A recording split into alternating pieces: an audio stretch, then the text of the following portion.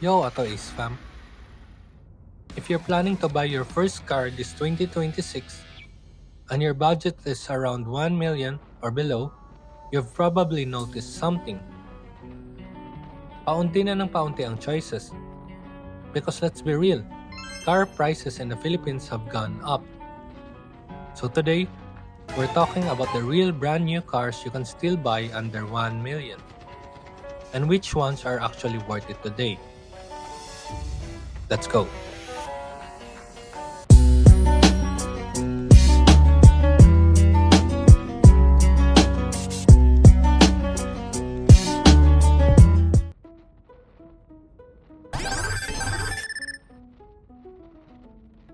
This is one of the cheapest brand new cars you can buy right now. Compact, high ground clearance, and very easy to drive. Price is around 634k to 674k. Not powerful, not premium, but very practical for daily city use.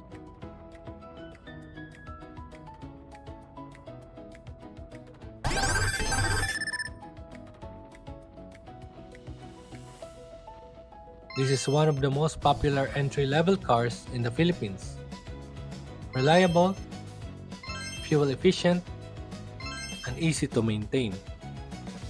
Price starts at around 609,000 pesos, but higher variants go above 1M. So if you want to stay under budget, you're looking at the base variant only.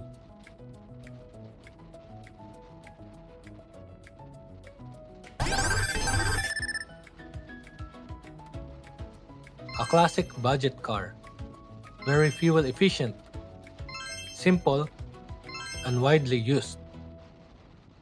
Price starts around 711,000 and still stays under 1 million for most variants. One of the safest choices if you want reliability.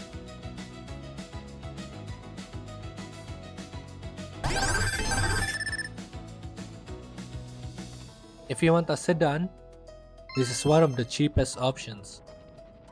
More space than hatchbacks, more comfortable for passengers. Price starts around 780,000. This is one of the best budget sedan choices.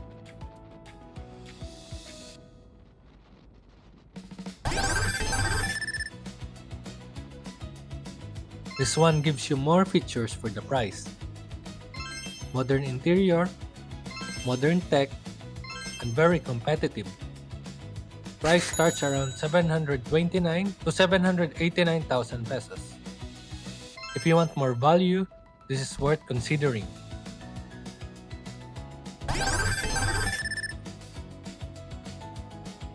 One of the cheapest crossover style vehicles.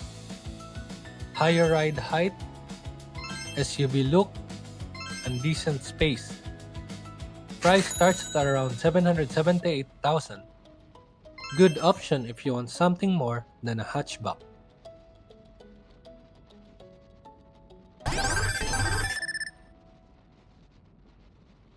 Yes, you can still get a Vios close to this budget. Price starts at around 733k, but most variants go above 1 million. So again, you're looking at the base version. Still one of the most trusted cars in the Philippines.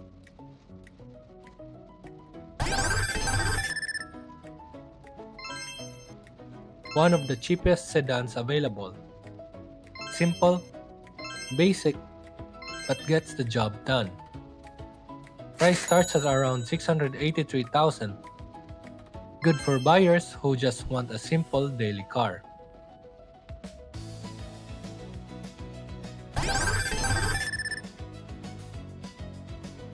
Basically a sedan version of the Swift platform.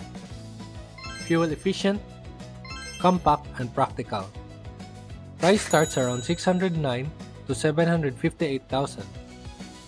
A good mix of sedan space and budget pricing.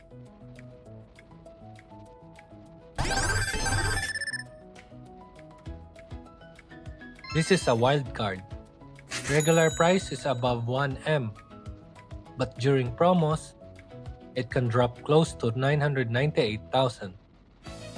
So this depends on dealer offers. But if you catch the right promo, this can be one of the best value sedans. Now let's answer the real question.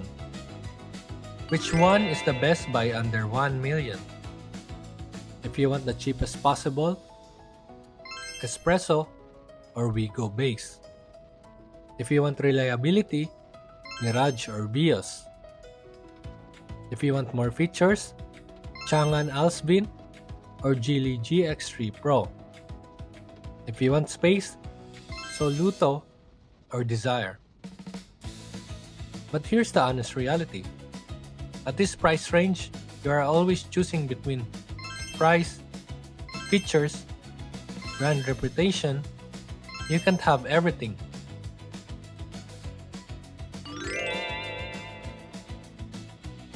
Yes, you can still buy a brand new car under 1 million in 2026. But your choices are limited, and most of them are base variants.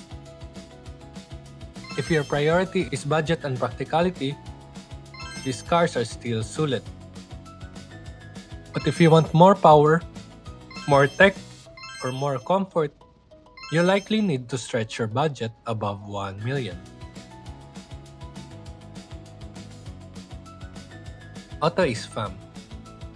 If you had 1 million today, which one would you choose? If this helped you decide, please like, subscribe, and share this with someone planning to buy their first car. Drive safe, drive smart. Thanks for watching.